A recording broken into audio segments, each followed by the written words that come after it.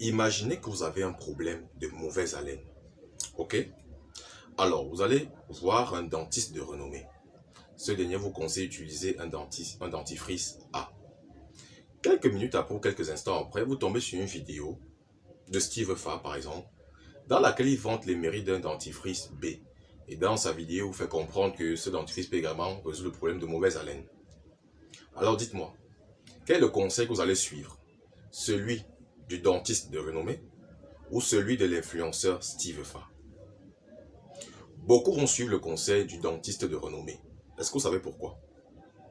Simplement parce que lorsqu'il s'agit de recommander ou de conseiller un dentifrice à quelqu'un, un dentiste de renommée de surcroît a plus de crédibilité qu'un influenceur, même si celui-ci est suivi par plus d'1 million de personnes sur sa page Facebook.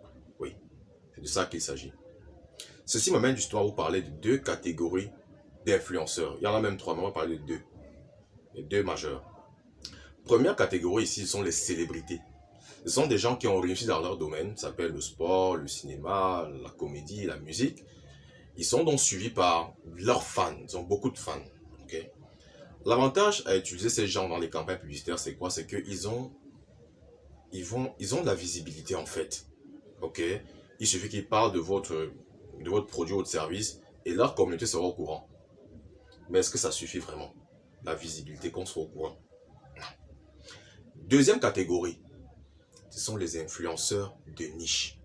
C'est quoi un influenceur de niche? C'est quelqu'un qui n'est pas forcément célèbre, hein? Non. Par contre, il est reconnu comme un expert dans son domaine, comme un spécialiste. C'est-à-dire, lorsqu'il ouvre la bouche pour parler de son domaine, on se tait parce qu'on sait que là, c'est l'expert qui parle, le spécialiste qui parle, on l'écoute. La crédibilité, voilà ce que ces gens ont. Les experts, les influenceurs de niche. Ce qu'ils apportent, c'est la crédibilité. Une crédibilité qui peut faire défaut aux influenceurs, aux célébrités. Parce que quoi? Dans notre contexte, hein, je le dis très souvent, le consommateur n'est pas dupe. On sait que nos influenceurs font du business avec les entreprises. Ils vendent leur image, ils font du business. Du coup, la crédibilité peut faire défaut, on peut douter. Par contre, avec un influenceur de niche, écoutez, lorsque par exemple, imaginez un instant que un nutritionniste vous recommande de suivre tel ou tel programme d'un X ou d'un Y. Mais là, le gars est en train d'engager sa tête, il engage sa réputation. Il ne peut pas jouer avec. Donc du coup, la crédibilité qu'ils apportent est capitale parce que la crédibilité, c'est un élément déterminant qui peut orienter définitivement le choix du consommateur. Je ne suis pas en train de dire qu'il ne faut pas utiliser les influenceurs, les célébrités influenceurs. Célébrités, je ne sais pas ce que je dis. Le bon côté, c'est qu'ils ont une grande communauté.